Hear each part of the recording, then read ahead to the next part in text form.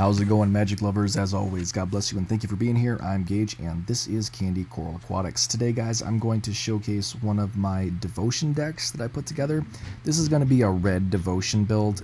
Please don't mind the construction going on downstairs, having a guy rip up the carpeting and putting in some hardwood flooring.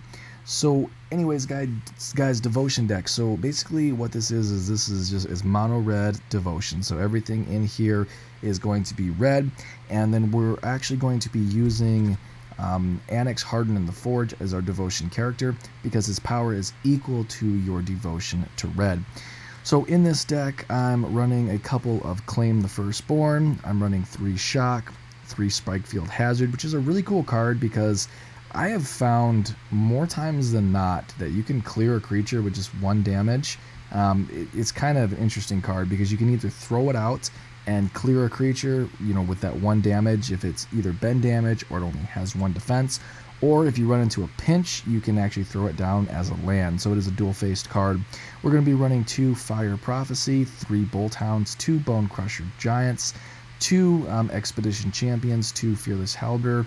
Annex, we're going to be running ×3. We're going to be running 2 Momentum Rumbler, 2 Tenacious Greed, 2 Goblin Gang Leader just to put a little bit of pressure on, throwing them out, creating some tokens. We're going to run 2 Nox Lotus, which actually increases our mana production because when you choose a color, you get to add any amount of mana of that color equal to your devotion to that color, which is pretty nice. We're going to be running, what do I got here? 3 Shatter Skull Minotaur, 3 Ugin, and then 24 land. Let's get into it.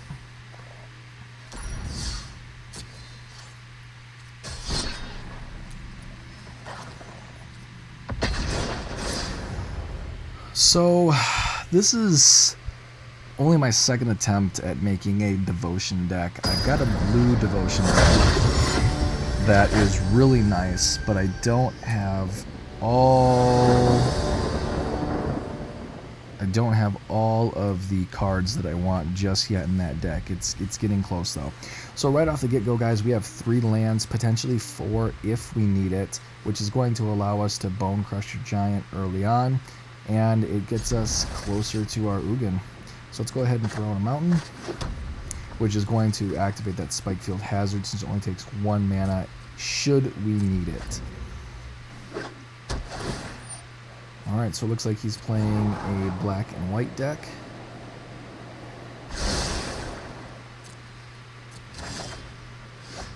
Go ahead and throw out another land. We can Bone Crusher Giant at this point if we want, but we're going to go ahead and save that in case he throws out some type of ucky little creature we want to get rid of.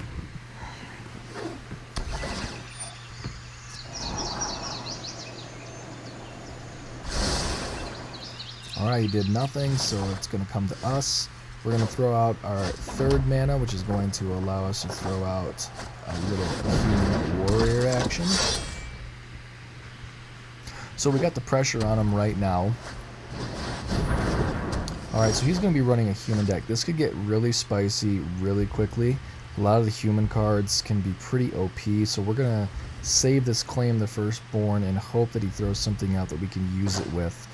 We're going to go ahead and hit him for 3 on this turn.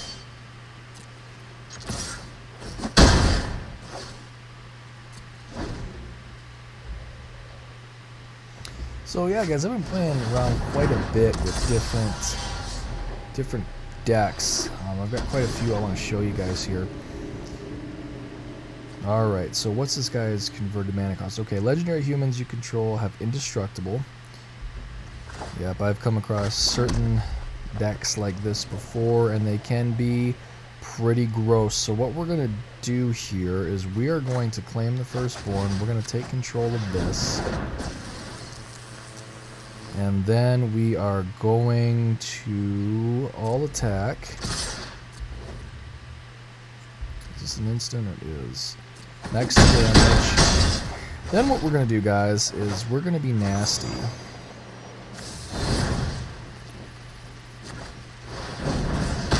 We're going to destroy this card. So we use it against him, and now he doesn't get it back.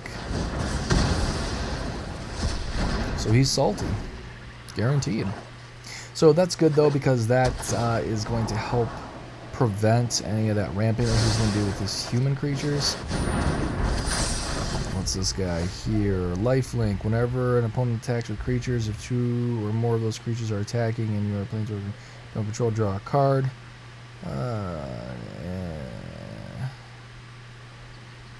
Whenever an opponent casts their second spell, draw a card. Okay.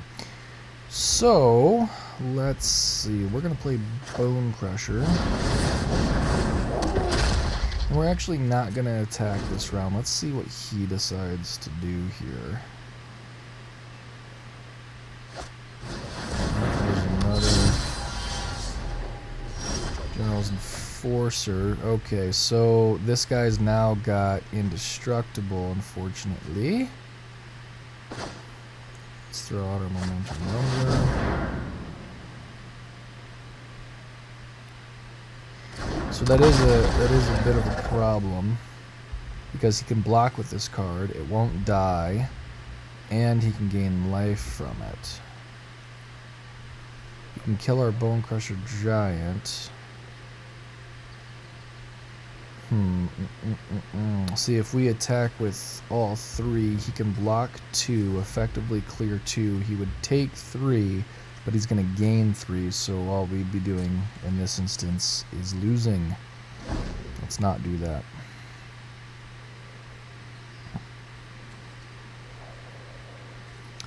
But if we can throw out, of course, I'll say if we can throw out more creatures than him, we might be able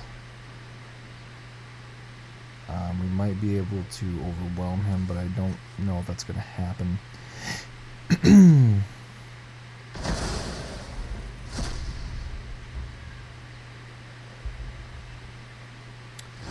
Destroy target creature.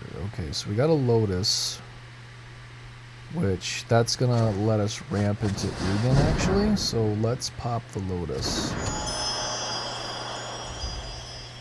We're not going to attack because, remember, the Lotus, it gains mana based on your devotion. Okay, so we exile the creatures. That leaves us with 3 mana, which is not going to be enough now. Wait, what do we got here? Do we have 5 or 4? 1, 2, 3. I think we got 4. 7. So let's see, gonna hit us with that. We're not gonna block. We gotta pull a land. If we pull a land, we'll be good. Come on, Magic, be good to us. Gotta pull that. Well, there went our land, but that's okay. Oh, we pulled a land. Okay, good. What is this guy? Human Knight. Whenever another creature dies or a creature card is put into a graveyard from anywhere other than the battlefield, or a creature card leaves your graveyard, deals 1 damage. Okay, so what we want to do now, guys, is we're going to throw out our mountain. That's going to let us play Ugin when we tap the Lotus. So what we want to do now is we want to look at the highest converted mana cost that he has. So that's 5. Looks like it's going to be 5. 5 is going to clear all of our stuff as well, but we're going to have a clean board, and it's going to be in our advantage.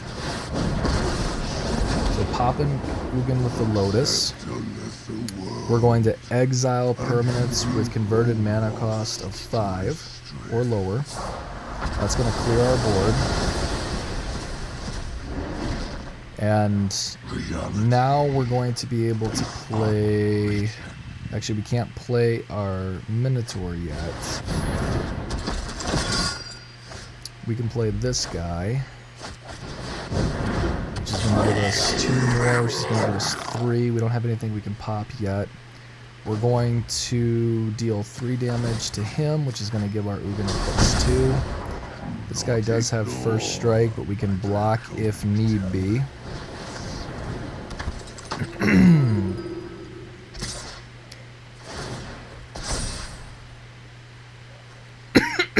Excuse me. We're going to block that. We do have another Ugin in reserve, so long as we have enough devotion to be able to play him, which we should have, because right now we've got 6 on the board. We're going to toss out our Minotaur, which gives us haste. We're going to clear her so she can't block. +2 our Ugin. We're going to attack with all. My greatest creation. He's going to exile our Minotaur. Not surprise.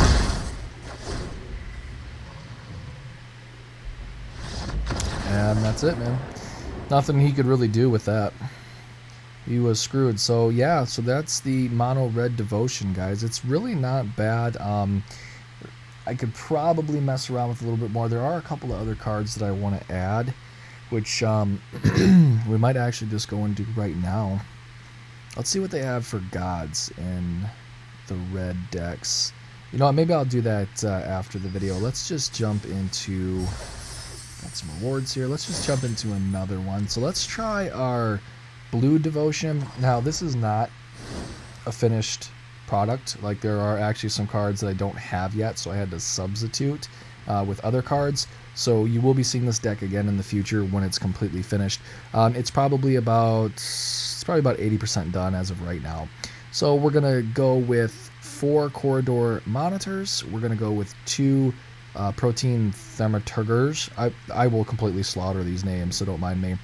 We're gonna go with 4 of these, 2 oracles. I've got 1 mimic in here, 2 baron. We've got 3 beloved of the seas, 2 krakens, 2 gadwicks. We have 1 Thassa deep dwelling. We have 4 arcanist's owl. We have 2 lotus. We've got some sublime empathy, Kiora beast of the sea god, Seagate restoration, 3 Ugin, and then we have castle and 22 regular land. Now, the way that this devotion deck works is we're going to ramp mana as fast as possible, which can be easy to do so long as you pull the lotus. I really want to be running 4, but unfortunately I don't have enough rare cards at this time to pop off another 2.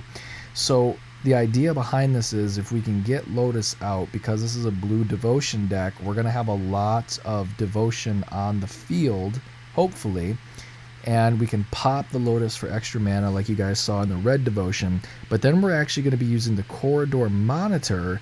When he comes into play, we can actually untap the lotus and mana ramp again, get more out into the battlefield. Then if we can actually throw out our, where is she? Our Thassa, we can actually, at the end of the game, or at the end of the turn rather, we can pop our corridor minion back out, back in, and untap lotus. More traditionally though, what we'd actually want to do with that is maybe even pop the Godwick, or even pop the Oracle. The Oracle is really good if you're facing rogue decks, because the Oracle will allow you to look at X number of cards, where X is your devotion. So if you have a lot of devotion and you've been milled really aggressively, if you pull more cards, or if you have more devotion than what you have cards, you'll actually win the game. So it can be pretty effective against mill decks. So it's a work in progress. It's not completely finished yet, but it is pretty good the way that it sits right now. Could be better, but let's see how we do. I'm kind of digging the devotion stuff right now. Let me know what you guys think in the comments down below. Oh, let's go. Let's find a match.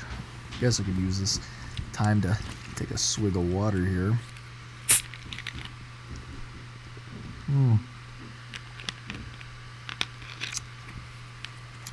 Oh, there we go.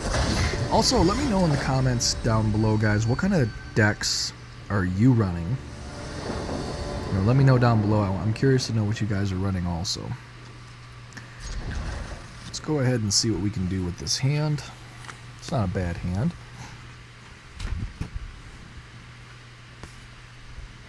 Alrighty. Go ahead and pop an island.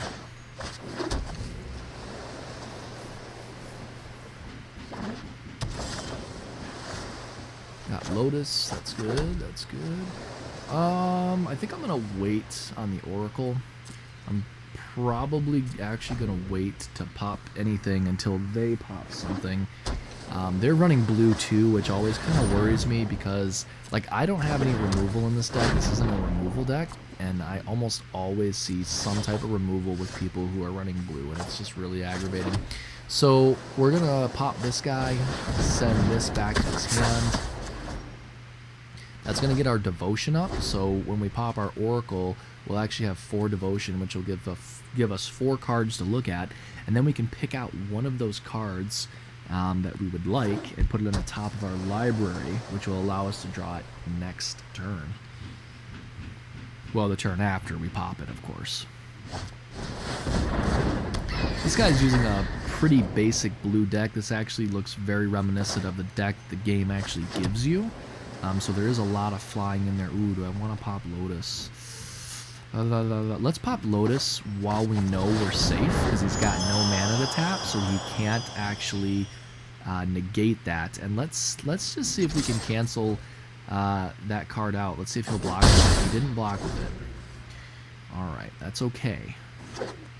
We've always got this that we can pop, which we can block effectively. That 2/2. We won't kill it, but we can block with it at least, which is sometimes just as good.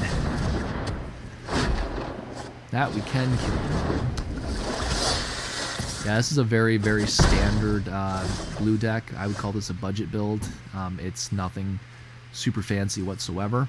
Okay, so now what we can do here, guys, is I just want to show you how this works. So if I pop Lotus and we get 2 blue, we have a monitor here, a corridor monitor. So let me show you how this works. What we're going to do is we're going to throw this out, which is going to up the devotion here.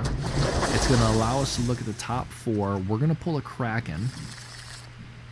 Then what we're going to do is we're going to throw this out just so we can get... see, that'll leave us with 2, just so we can get some defense now. Now I've got a devotion of 5. We're just going to negate this. It doesn't really matter at this point. So I've got 2 blue mana left, and I've got a total devotion of 5. I'm going to throw out the corridor, which is going to give me another devotion on my Lotus. And the monitor, I can untap the Lotus. Now I can retap if I wanted to, which we're going to. Give us 6 blue mana. We're going to throw out Gadwick, which is going to cost 3, but if we pay an additional 3, we are going to be able to draw 3 cards and send back... or no, excuse me, we're going to be able to tap opponent's cards when we draw, or excuse me, when we play blue cards. So let's go ahead and attack with this, see if he wants to block it. He's probably going to block it with the Guardian because it's a 1/3. That's what I would do. Or he might try to kill it, but I would block it with the 1/3. That's just me. What are you going to do, bro? He's going to block it with the 1/3. So neither one of us are going to lose anything, which is fine with me. We've got plenty of stuff to block with. We're sitting at 9 devotion right now, which is really spicy. We're going to throw out a Kraken. We're going to throw out a couple of Krakens, I think. Alright, so he's super aerial, which could definitely pose a problem for us. Yeah, so what we're going to do here is we're going to block this with our corridor. It's not going to be able to kill that. We're probably going to have to take the 3 because I can't effectively block it without dying, and I don't particularly want to die. So let's just go ahead and block it, and we'll take the 3. Quit looking at my Gadwick. I don't like that.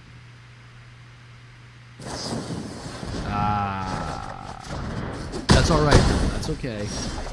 That's okay.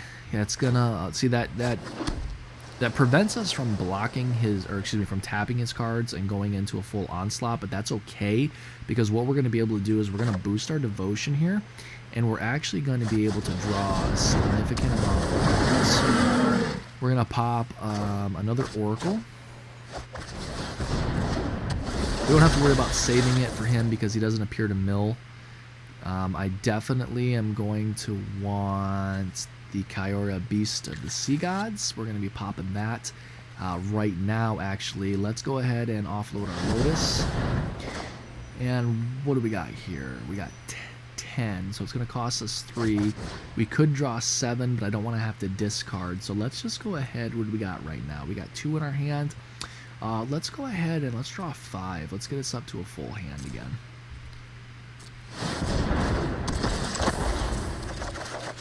We've got 2 mana, which we can auto pay a couple of times here. Get those Krakens boosted a wee bit.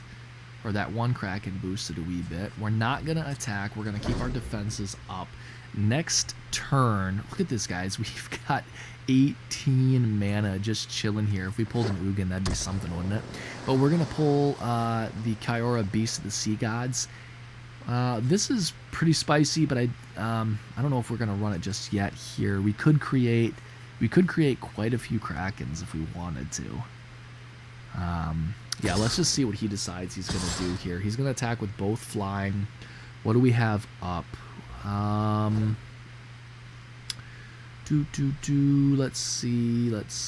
We've got 1 flying. You know what? Let's just take the 6. I'm really not super concerned about taking the 6.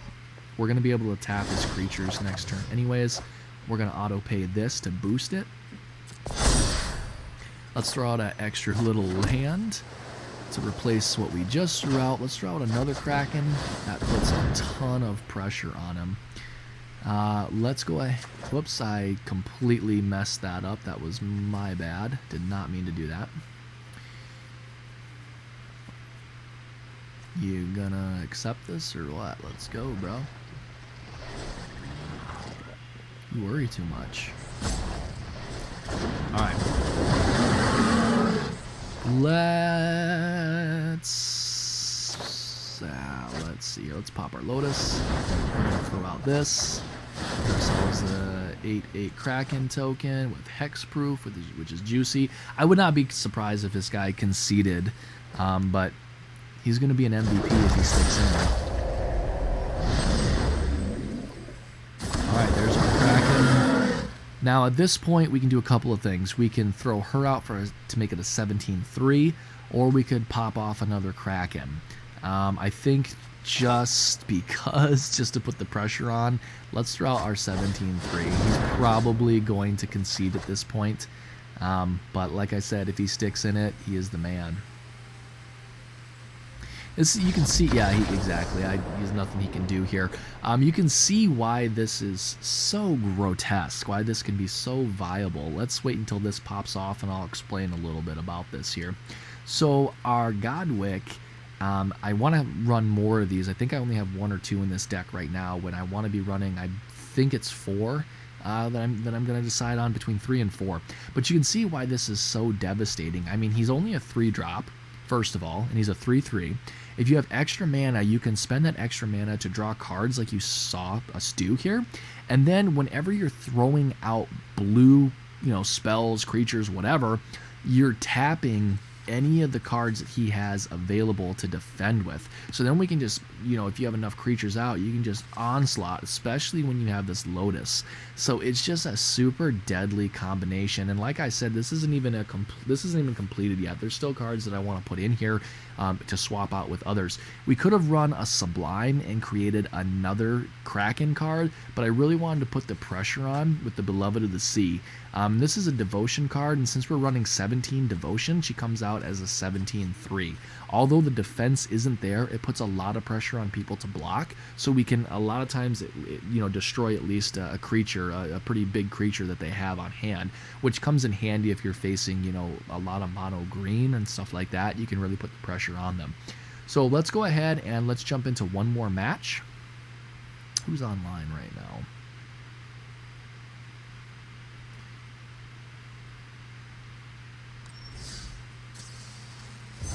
Yeah, okay. Claim our rewards. And let's see if we can do that again, guys.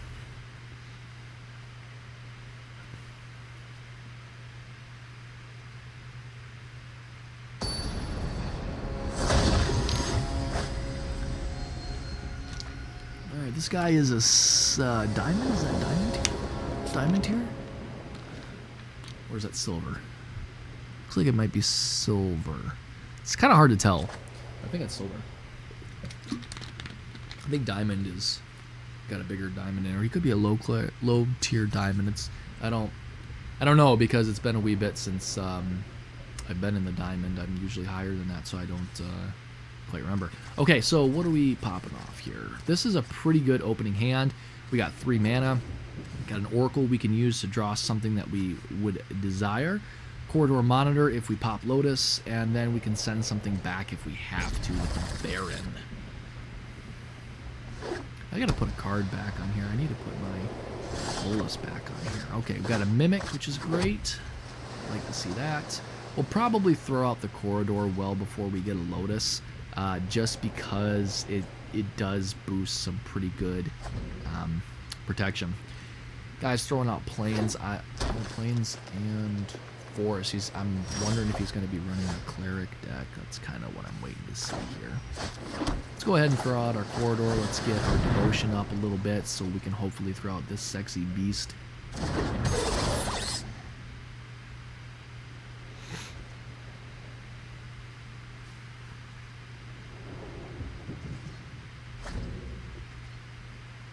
We can send something back with Baron if we have to. I think I'm gonna pop off Oracle though. Yeah, he's just ramping up. So let's throw out Oracle. Draw 3 cards. Let's see what we get here. Oh my gosh, the Ugin is tempting. The Ugin is tempting, but we're gonna go Kraken. We're gonna attack. Might as well.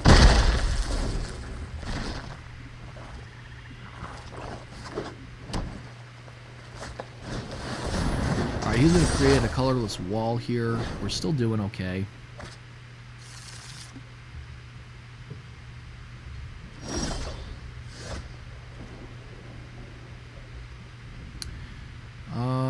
Let's throw out our Kraken.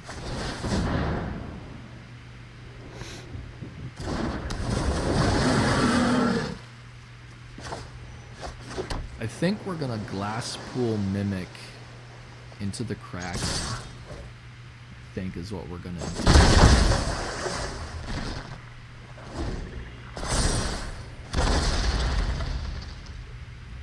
So he's got a bit of defense now.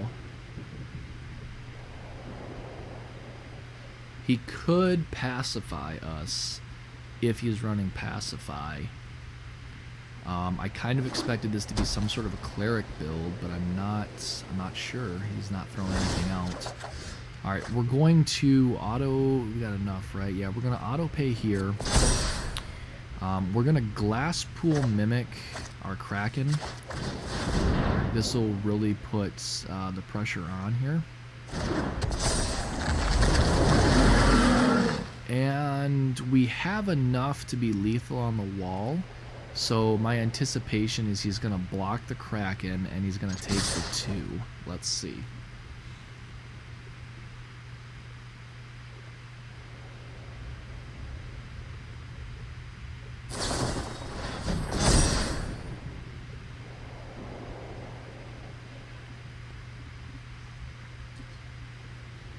What are you going to do, guy? Okay, that's what I figured. That's alright. So next draw, we're going to have 2 Krakens that are going to pop. It's going to give us 2 more tentacles on the board, which is really going to increase that pressure for him. It's going to buff that. Yep, there's the Pacify. I called it. That's okay, though. We're still going to be able to create the tokens. We can't attack with that one, but we still have that second one. So that is actually okay with me. Now what we're going to do, we're going to auto-pay this. We're going to auto-pay that. Whoops, didn't have enough mana. That's okay, that's okay. We will be able to throw out Thassa next turn here, so long as we don't pay, which we're not going to. I'm going to throw out Singer, just so we can get some aerial hits in here. We're going to debuff this wall, which really doesn't matter. It's only a 1 hit anyways. And we are going to hit him with everything we got. He's going to block that 3/4, more than likely. So he's going to be taking 3 damage here. So slowly but surely we're whittling him down. We're going to throw out Thassa, which is really going to pop that pressure off on him. At the end of the turn, we're going to use Thassa to summon back this Kraken, which is going to remove the Pacify on it, and then we can actually just pop that right back in and start the process all over again, which is going to make him super salty and will probably force him to quit. But We'll see. I'm not sure what kind of deck build this guy has. I mean, I haven't seen any creatures yet. I don't know what in the world he is running here, unless he's just got some super big stuff or he's waiting to pop an Ugin. I'm not really sure what this guy is doing. I'm not sure how he's silver ranked. I think that's silver or diamond. I'm not sure how he's that high, because especially if he's using this deck, I'm not entirely sure what this is supposed to be. Alright guys, let's get down and dirty here. We're not gonna auto pay, we're actually gonna skip this.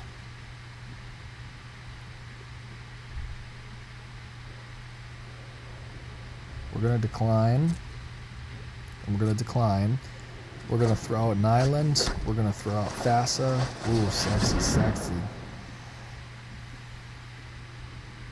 I wouldn't be surprised if he just conceded right here. Didn't. Alright. So now what we're gonna do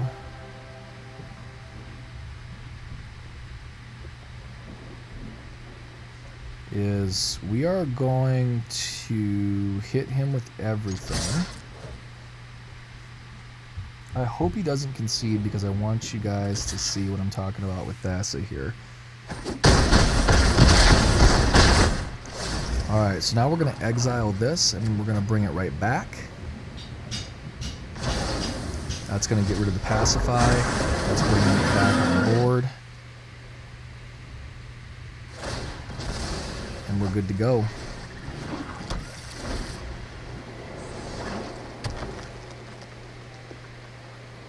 Now, we're going to have lethal next turn. There's really nothing you can do. Yeah, and he knew it. So that's that, guys. So there you go, 2 back-to-back with the Blue Devotion. Feel free to copy this deck, guys. That's why I put it up for you. And once I have the full finished version, I will be back to show you guys how that does as well. If you have any questions, put them down in the comment section down below, and let me know what you guys are running as well. I'd be very curious to see what you guys are having success with. Until next time, guys, take care and God bless.